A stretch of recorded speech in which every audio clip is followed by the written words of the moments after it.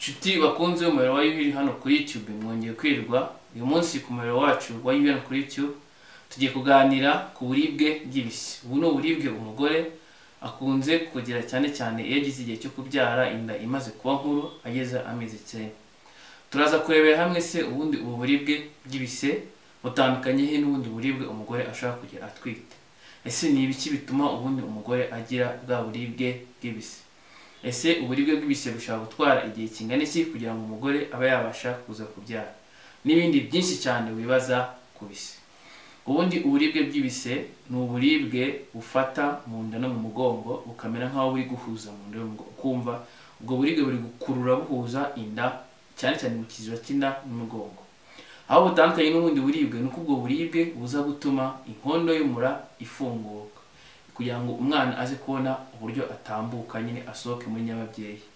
Ubundi busanzwe inkondo y'umura iba ifunze. Inkondo y'umura ubundi iba hagati ya nyababyeyi n'imyanya ndangagitsina y'umugore. Ubundi bifunze kugira ngo umwana bari muri nyababyeyi adashobora gusohoka. Rero iyo ubwo buribwe buhari, buba bufite ubushobozi bwo gufungura ya nkondo y'umura kugira ngo umwana abashe gutambuka. Ubundi ushobora kwibaza se ubundi ni iki gitera uburibwe bw'ibise? Ubundi akenshi iyo inda igejeje igihe cyangwa se umugore agejeje igihe, hari imisemburo arema ibishaka kuba yamufasha nyine kuba yagira ibyo bise. Imwe muri iyo misemburo harimo iyo twita prostaglandin. Iyi ngiyi niba no muri wa musemburo witwa cytotec dukunda gutanga kwa muganga iyo umugore adafite ibise. Uyu musemburo ufite ubushobozi bw'uko utangiza bwa buribwe, ufungura inkondo y'umura ariyo twita ibise. Uko inda rero umugore agenda kugira agira ibise, agenda hazamo n'indi misemburo igenda ifasha gutuma ya nkondo y'umura yifungura, harimo nka za oxytocin. Iyi misemburo rero ifite ubushobozi bwo gutangiza cyangwa gukomeza ibise kugira ngo nyababyeyi inkondo y'umura ize gufunguka, umwana aba yabasha kuvuka. Ushaka kwibaza se ko hari abagore bashobora kugira ibise igihe cyo kubyara kitaragera? Akenshi ibi ngibi bishobora guterwa n'impamvu zitandukanye, ariko cyane cyane impamvu ikunda kubitera ko umugore yagira ibise igihe kitaragera harimo urugero nk'ama-infection. Ama-infection afite ubushobozi bw'uko ashobora gutuma umugore agira ibise cyane cyane igihe kitaragera. Niyo mpamvu mu gihe cyose ufite ama-infection biba ari byiza yo mu myanya ndangagitsina cyangwa se y'inkari, biba ari byiza kwivuza kugira ngo wirinde ko wagira ibise ukaba wabyara umwana igihe kitageze. Ushobora kwibaza se ubundi umugore amara ku gise cyangwa se amara ku bise igihe kingana iki? Ibi ngibi biratandukanye. Ku mugore ubyayeho bwa mbere n'umugore ubyayeho kenshi biba bitandukanye. Umugore ubyayeho kenshi birihuta kurusha ku mugore ubyayeho bwa mbere. Nko ku mugore kenshi ubyayeho bwa mbere ashaka kumara mu gice cya mbere cy'ibise, ashaka kukimara igihe kirekire ku buryo ushaka kujya n'amasaha 20. Mu gihe ku mugore ubyayeho kenshi bishobora no kwihuta bikamara n'amasaha 8. Rero niyo mpamvu kenshi nyine igihe umugore amara ku bise kiba gitandukanye bitewe n'inshuro amaze kubyara. Uko ubyara kenshi ni uko igihe umara ku bise kigenda kiba gitoya cyane. Ubundi ibise umugore abimaraho biri mu bice bibiri. Hari igice cy'ibise kigenda gahoro aricyo twita latent phase of labor, hakaba n'igice cy'ibise kigenda cyihuta. Icyo gice cy'ibise kigenda gahoro ni cya gihe umugore bari kumva uburibwe ariko budakabije cyane, noneho bukaba nyine bitaragenda bikubita buri mwanya.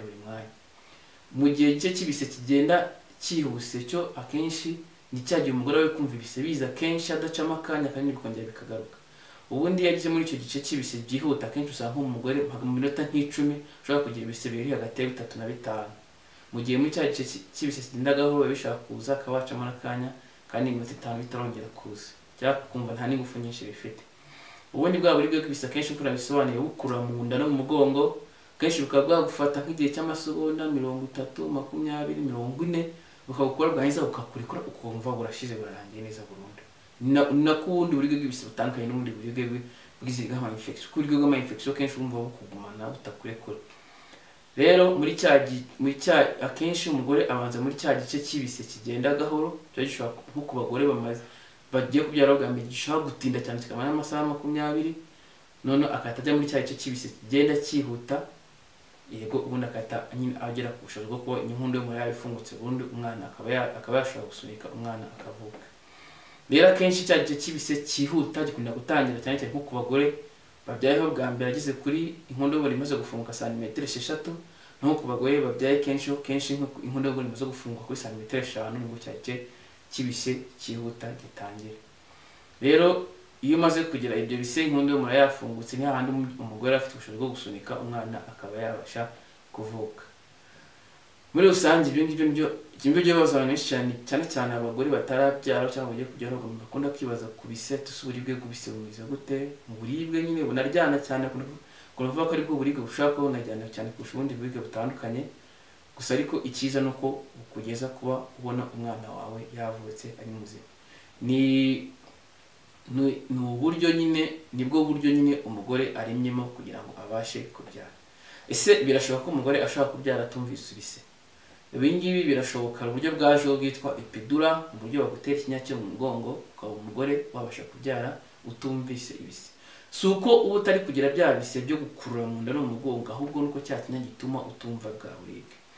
Ubwo buryo bwa epidural ni uburyo cyane bukoreshwa hano mu Rwanda, cyane mu bitaro bikomeye nka Faisal na CHK n'ahandi bikugenda biza gake.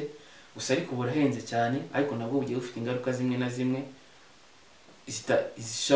ibyago bishaka kwiyongera kurusha uko wagira ibise bisanzwe. Mwakoze rero gukurikirana umuyoboro hano kuri YouTube. Ufite ikindi kibazo watubaza tukaza gusoma mu kiganiro cy'ubutaha watubaza. Mwari kumwe na Bwana Mufti na Aristide, naho utaha.